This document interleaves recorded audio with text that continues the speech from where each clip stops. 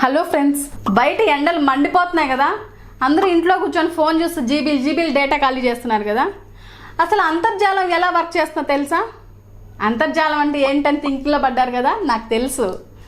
అంతర్జాలం అంటే ఏం లేదండి, మనం డైలీ యూజ్ చేసే ఇంటర్నెట్. వాట్సాప్లో మీరు మీ ఫ్రెండ్కి ఒక మెసేజ్ కానీ ఇమేజ్ కానీ సెండ్ చేశారనుకోండి, విత్ ఇన్ సెకండ్స్లో మీ ఫ్రెండ్ చూసి రిప్లై చేస్తుంటారు. చాలామంది ఇది డైరెక్ట్గా శాటిలైట్కి వెళ్ళి వచ్చేస్తుంది అనుకుంటారు, కానీ అలా కాదు. దాని వెనక చాలా పెద్ద ప్రాసెస్ ఉందండి. అదేంటో ఈ వీడియోలో మనం చూద్దాం.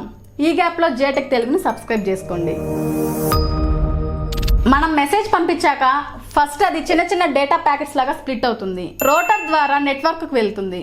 మోడెంలో డేటా ప్యాకెట్స్ డిజిటల్ నుంచి అనలాగ్కి కన్వర్ట్ అయ్యి, అంటే రేడియో వేవ్స్ లాగా కన్వర్ట్ అయ్యి ఐఎస్పీకి వెళ్తాయి.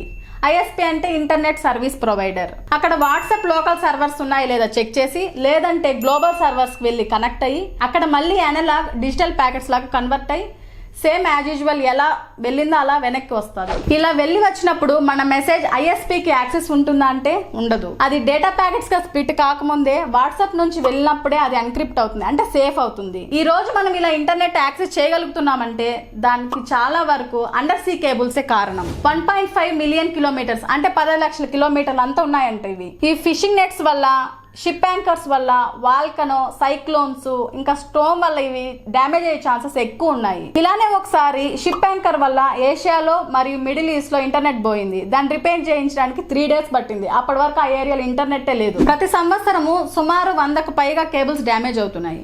ఈ కేబుల్స్ 1 కిలోమీటర్ వేయడానికి సుమారు 24 లక్షల రూపాయలు ఖర్చు అవుతుందంట. దీన్ని రిపేర్ ఖర్చే ఒక్కసారికి సుమారు 50 కోట్ల వరకు ఉంది. ఈ కేబుల్స్ లో మీరు చూస్తున్న ఈ ఆప్టికల్ ఫైబర్ మాత్రమే డేటాను క్యారీ చేస్తుంది. మిగిలిన లేయర్స్ అన్ని దాన్ని ప్రొటెక్ట్ చేయడానికి మాత్రమే. ఇలానే అండర్ గ్రౌండ్ కేబుల్స్ కూడా ఉంటాయి. మీరు అనుకోవచ్చు మనం యూజ్ చేసిన వాట్సాప్ కి ఇంత ఖర్చు అని, కానీ కాదండి. ఇది ఎగ్జాంపుల్ మాత్రమే నేను చెప్పింది. ఇంటర్నెట్ తో రన్ అయ్యే కొన్ని లక్షల వెబ్సైట్లు మరియు అప్లికేషన్స్ ఉన్నాయి కదా, దాంట్లో వాట్సాప్ ఒకటి. యాక్చువల్ గా ఇంటర్నెట్ ఫ్రీనే, కాకపోతే ఇంత ఇన్ఫ్రాస్ట్రక్చర్ ని మెయింటైన్ చేయడానికి ఒక 10 GB ఇంత ఛార్జ్ చేస్తుంటారు. ఈ ఇన్ఫర్మేషన్ మీకు యూస్ఫుల్ అనిపిస్తే మీ ఫ్రెండ్స్ అందరికి షేర్ చేయండి.